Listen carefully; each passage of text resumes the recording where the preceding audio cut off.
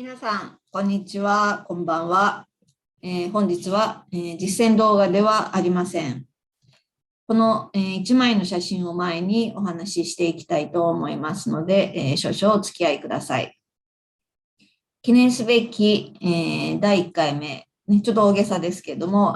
第1回目のお話は、何にしようかなと思ったんですけど、やはり、まずはこの話をしたいなということで、本日はこの縄文洋画と量子物理学を始めるきっかけになった、決め手になったある縄文土器との出会いのエピソードを、お話ししていきたいと思います。挨拶のね、動画でも、ちらっとお話ししたかなと思うんですけども、私がね、縄文に、本当にハマったのは、まだ去年の話なんですね、2021年。それはですね、ベルリンに住んでいる私の友人が勧めてくれた一冊の本を通して、縄文愛が一気に高まったんですけれど、ちょうどね、タイミングよくと言いますか、昨年の11月頃、江戸東京博物館で東京に来た縄文人という特別展が開催されていて、早速行ってきました。会場はね、まさに縄文ワールドといった感じで、古代にね、トリップしたような世界が、繰り広げられていて、ある、縄文土器が並んでいるブースでですね、これはね、本当に私が勝手に感じたことなんですけども、ひときわ目立つ大きさで、とにかくね、圧倒される、すごいエネルギーを放っている一つの土器に出会いました。たくさんね、来場者が、いる中で、さすがにね、しっかり、足踏ん張っていましたけれど、実際は本当にね、腰が抜けるくらい、それくらい、ね、勢いがあると言いますか、量子物理学的にもですね、すべての物質には固有の周波数があるわけですね。で、この土器は確か縄文中期のものだったと思うので、約6000年前ぐらいの土器ではあったんですけれども、固有のエネルギーというものを今でも持っているわけですね。で、私はそこから、非常にたくましいような力強い、生き生きとしたエネルギーを、ね感じ取って、もしかしたらこの作った人のね、エネルギーというかね、魂が込められているような。でですね、縄文中期っていうのはですね、中期以降はね、亡くなった方の遺骨をね、土器に入れていたということも言われてますし、今からね、今からではね、確かめようがないので、どんなね、風に使われていたものかは、わからないのですけれども、とにかく、そんな風に感じたんですね。で、縄文中期というのは、縄文時代のまさに全盛期、ね、温暖な気候が安定して、それに伴って自然環境もね、豊かになって、食べるものにも、恵まれていたのではないでしょうか。なので、集落もどんどん大きくなって、とにかく時代としても最も勢いのある頃だったのではないかなと。そしてですね、私ね、その土器を前に、実はね、土器を囲む人々のね、姿まで、なんとなくね、しゃがんで数人がね、囲んでいるような、姿もね、見てしまったっていうかね、感じてしまったんですね。私、全然ね、霊感というか、霊とかは見ないんですけども、ただしやっぱりエネルギーっていうのはね、感じ取る方なのかなと。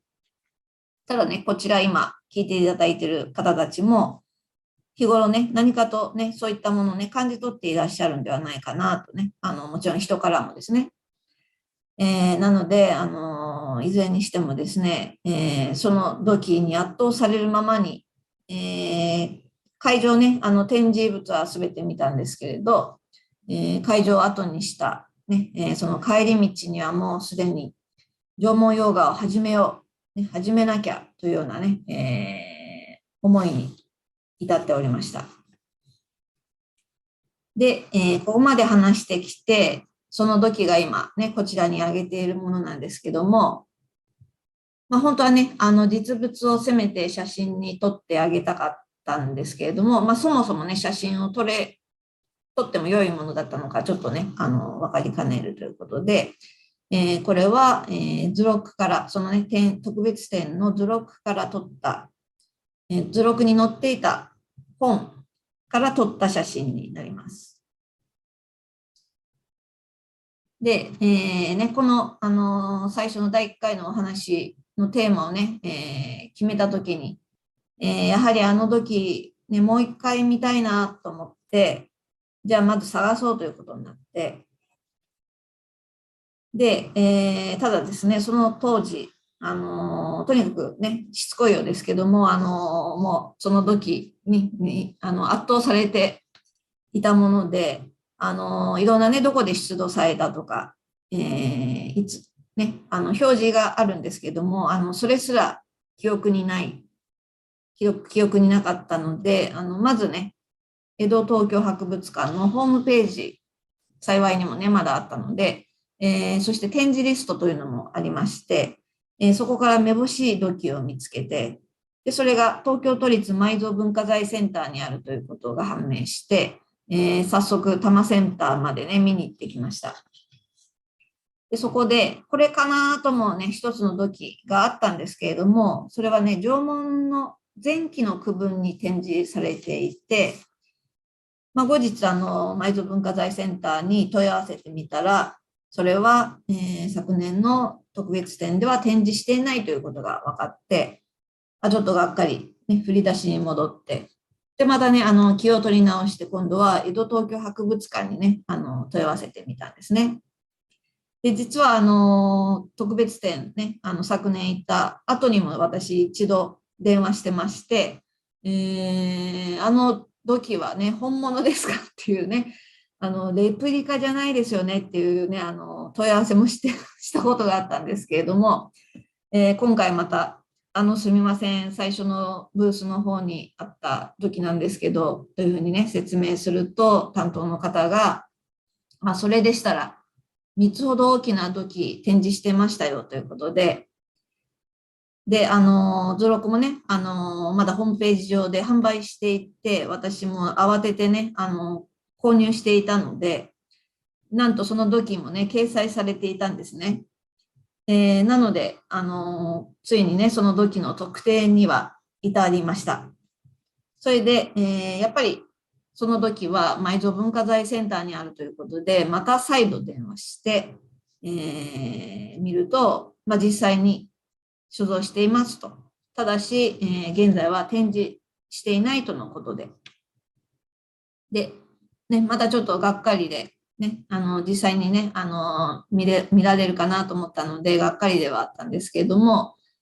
その際にね、担当の方に、ぜひこの土器を展示してほしいというね、力をもう相当ね、私、一連のね、やりとりを、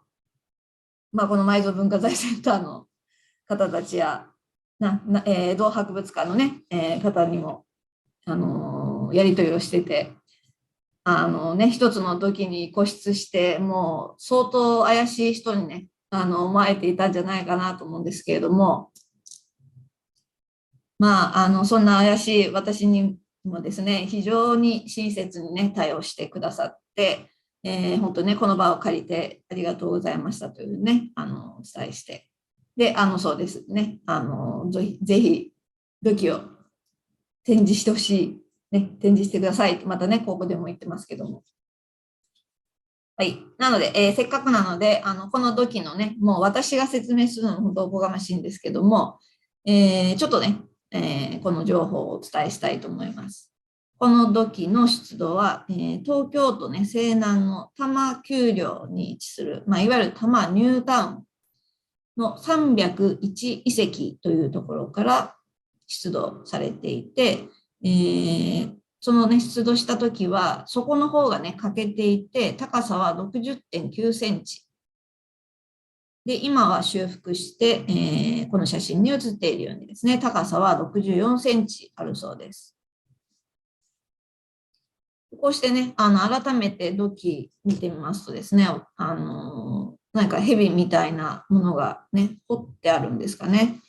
で、またね、壺の上の方のね、文様もね、なんかこのすごい綺麗な、なんか切り株のような何でつけたんでしょうかね。それにね、なんかこのフォルムも私はですね、